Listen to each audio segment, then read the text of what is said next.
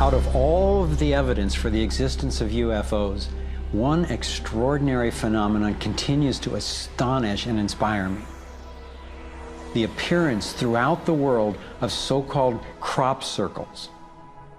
These elaborate designs appear mysteriously swirled into crops of grain in such a way that the stalks are bent over, yet remain alive. More than 5,000 of these patterns have appeared in over 30 countries, most of them in England. The media has led many people, including me at first, to write these crop patterns off as hoaxes, the nighttime work of a few pranksters. Of course, there have been faked versions, but those made by human hands are crude compared to the vast majority of these elegant creations. Could hoaxers have created all 5,000 of these patterns? Could a few people with ropes and boards have created something as complex and beautiful as this one, made in the dead of night in a driving rain and leaving no footprints in the soil? The electromagnetic field over the area where the crop's been laid down to create the image is often electrostatically charged. Some of these areas are littered with strange magnetic particles. One of the most amazing crop designs is not a circle, but a rectangle that seems to be a direct response to a message sent out into space in 1974. The message was a radio signal depicting our planet's location in our solar system and Earth's people, in hopes that it might be received and interpreted by an extraterrestrial intelligence. 27 years later, in 2001, this crop design appeared in England, along with what could be a self-portrait of the sender.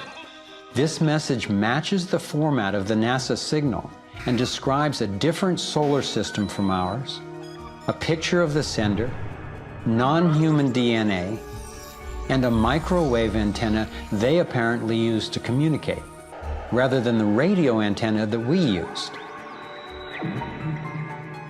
The antenna symbol had appeared a year earlier in exactly the same field, right next to a working radio wave antenna, like the one NASA used to send out the original signal. NASA continues to officially deny extraterrestrial contact of any kind. And yet, year after year, these spectacular creations appear.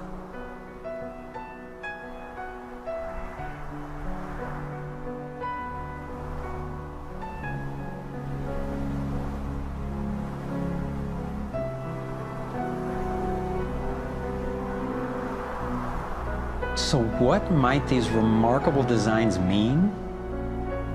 Here are some two-dimensional versions that seem to be revealing the torus in 3D.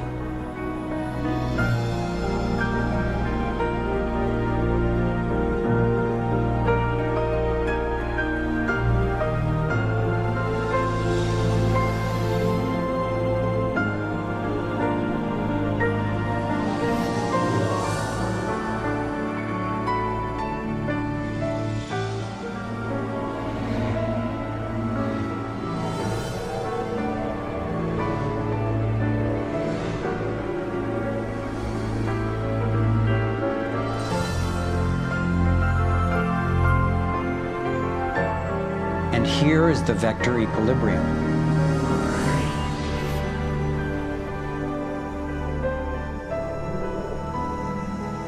And the related pattern of 64 that we saw encoded in the arts of so many ancient cultures.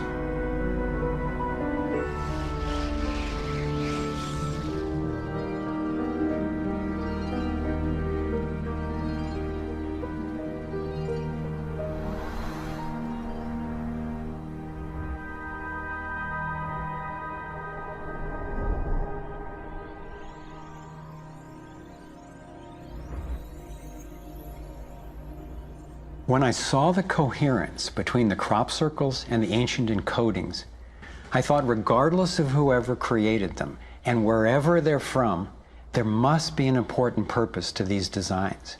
They're so coherent. I've come to believe that the pattern of the torus and the vector equilibrium, especially in the form of the 64 tetrahedron crystal, is showing us how energy works in the universe so that we can learn to align with it. I believe that they're giving us a model for accessing energy in a clean, safe, and limitless way, and a new means of propulsion. What more important message could there be to get to us, and especially now, from their perspective, as we're beginning to extend our careless reach beyond our planet?